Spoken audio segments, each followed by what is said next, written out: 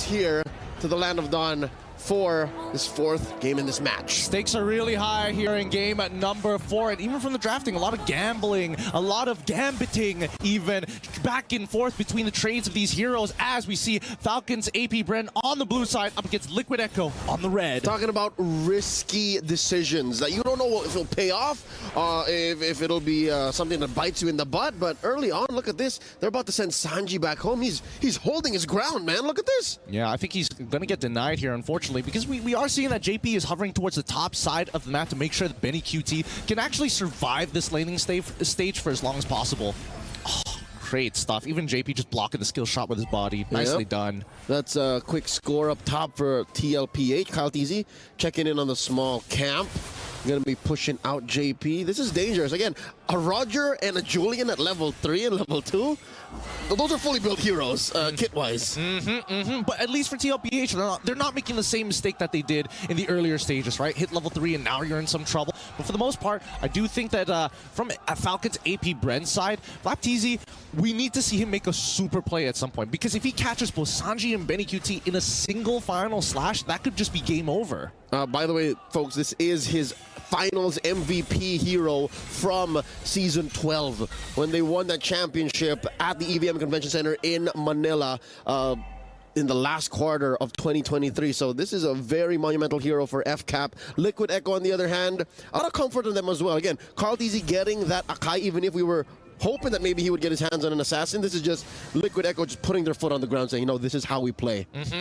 And honestly, I think that Falcons APBREN's composition, like, if we had to play this, simulate this 2 drafts 10 times, I think that 9 out of 10 times Falcons APBREN should technically come out on top, right? And my reason being is that it's just easier to pull off. Like, Liquid Echo have to get really creative with the way that they rotate and as well as work with some of the interactions. Oh no, they find JP, forcing him to flicker into that bush as the turtle stands. Oh, nice Minnow and Fury, but Ogun goes down. Carl TZ gets him, and they're going. He's spinning. There's another round. They dash in. It's a deeper fight now as Kyle TZ gets stunned. They're moving through. Kyle TZ, oh, he's just living on a prayer. Sanford takes him down. Oh, all the bodies dropping for Falcons APBREN. Still no revenge kills for Falcons APBREN. And 40. The Apex Predator, he's unstoppable. He keeps going, ends up with a double. He does it twice. He lands these executions every single time. Man does not miss. But honestly, at this point of time, it's great start for Liquid Echo. Let's look at this replay one more time, because honestly, when you do see Few drop down with the Nether Realm, that technically should have given an opportunity for the rest of FCAP to actually pull away. But I think they were getting a little confident that they could make something happen here and maybe trigger the Demonic Mark a couple more times so that FlapTZ to clean up that fight. They overheated the bursters, and here we go, another go at the turtle. At a third of its health, there's a big Minnow and Fury, keeping them at bay. Carl TZ falls, Flap gets it, Kyle gets a turtle, Sanford falls. Finally, Falcons APBREN back on the board here in game number 4. And they find their reply almost straight away. Look at them running to the top side of the map, knowing exactly what Carl TZ's farm is looking like. They can't go any further here because at any moment there could be some reinforcements from the help of JP. All this while, Gold Lane was an island. It was Penny Cutie and Super Marco just going mano-a-mano. And yeah, JP will go ahead and give it a visit. Down bottom, you see FlapTZ with the fight. A replay brought to us by STC. Oh, look at that. I mean, really well-timed stuff here. Like, Kyle, he goes in utilizing the enhanced swords' iframes to close the distance without getting CC'd. I will say at the very least that, you know, Flap, he's quick on the call. He is listening to everything that is going on. And if he can try to time it right, he could maybe stop Carl TZ for even getting the retribution off. Compared to game number 3, I think Falcons APBREN are comfortable now in the best way possible. Maybe they let it slip in the previous bout, but here this time around, I think they're eagle-eyed, falcon-eyed, if I may. There's a minute left until the next turtle spawns. Marco, again, showing exactly why the Rogers favorite in most lineups in the gold lane. And that's Ogun catching a good amount of beads. Oh no, that's Ogun very low, flickering on out. That's so many thrown at Ogun. He falls. Few finds Carl TZ.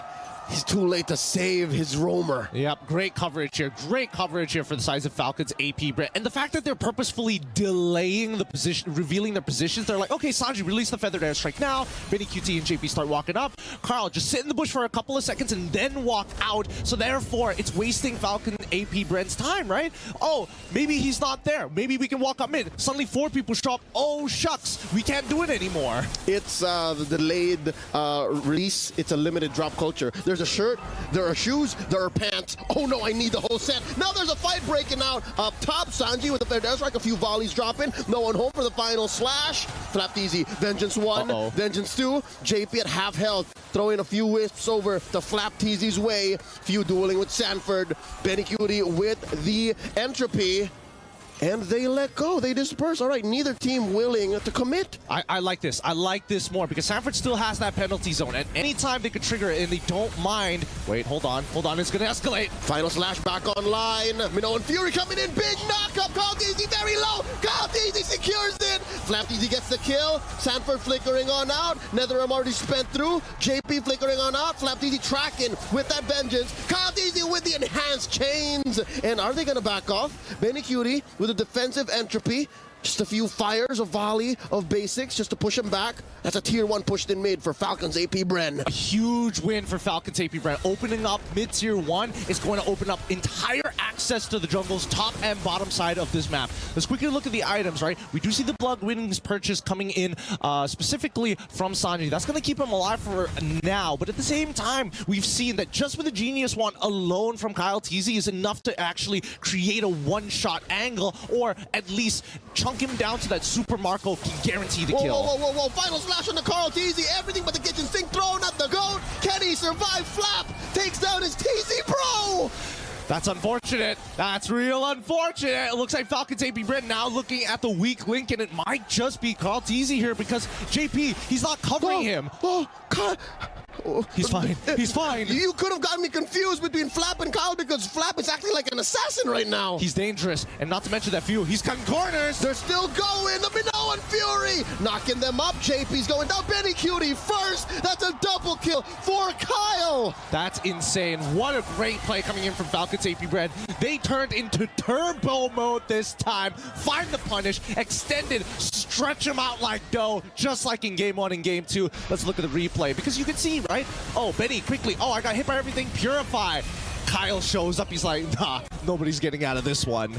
Just like how TLPH started in the early game with a delayed entry, again, the limited drop culture, they're also doing it here, but they're also integrating the extended box principle. They constantly move their box, mainly because of JP with the guiding winds, but after that, everything solved. Bub's your uncle. They have enough CC, enough reliable damage, and damage coverage. Yes, there's a lot of magic damage from both sides, but let's not forget Super Marco's here. Even Flap deals a good amount of damage with the Thunderbelt. Exactly, and that's why he's so dangerous, right? That's why this team continuously, look at them, they're chunking out Sanford. They got his flicker. Final slash displacing the Terizla, and there's Sanji coming in. Heavy spin, forcing out another realm. Kyle TZ very low, put up against the corner. Sanford, can his BOS keep him alive? There's a vengeance, there's a dash. JP barely alive, down goes Sanford.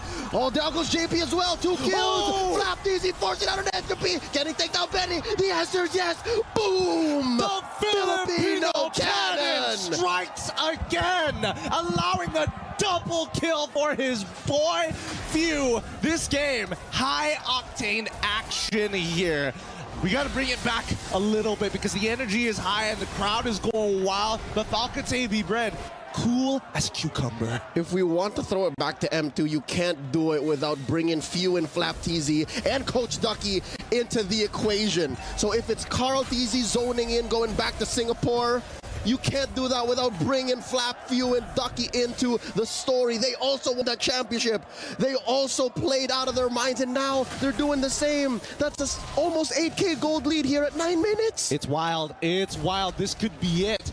Falcons APBREN can close it out quickly on Liquid Echo on that next Lord push, but for now, it's about how much damage can they apply, because Liquid Echo, they still need a lot of scaling. We're not seeing Holy Crystals being purchased just yet, and until that point, Falcons APBREN might be a step ahead with the Athena shields already. I'll say 2 steps ahead. Carl Teasy picks up his own, and there is a synchronized wave in mid and up top. Holy Shield still online for never mind. It gets popped by that cart, and there's Sanji with a defensive, a feathered airstrike, and there's the entropy. Can they punish Falcons APBREN? Can they deny the inhibitor push? They're doing their best. Heavy spin, few gets popped. Down goes Carl Teasy. They do save the turret. Mid still standing. Another wave up top. Falcons APBREN relentless. Absolutely relentless. And more importantly, they're able to hold this high ground defense for a little bit long. Oh! They go in, and a Minoan Fury knocks him out, plus the change, plus Vengeance on Sanford. That's it. Call it.